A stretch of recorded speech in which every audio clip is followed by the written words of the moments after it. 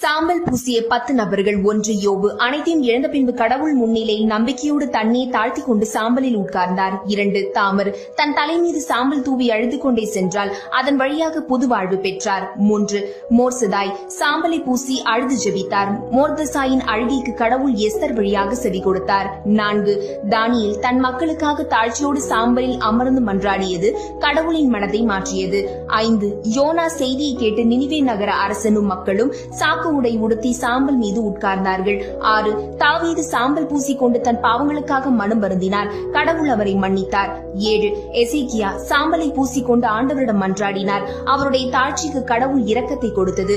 8 சாம்பல் பூசி நெருப்பு பலி செலுத்துவது முற்றிலும் அர்ப்பணிப்பதன் அடையாளம். 9 இயேசு சாம்பல் மனமாற்றத்தின் அடையாளம் என்கின்றார்.